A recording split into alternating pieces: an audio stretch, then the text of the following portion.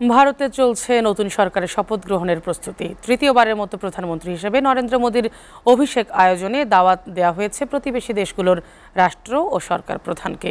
এরই মধ্যে শপথ গ্রহণ অনুষ্ঠানে যাওয়ার বিষয়টি নিশ্চিত করেছেন বাংলাদেশের প্রধানমন্ত্রী শেখ হাসিনা ও শ্রীলঙ্কার প্রেসিডেন্ট রনিল বিক্রমসিংহে।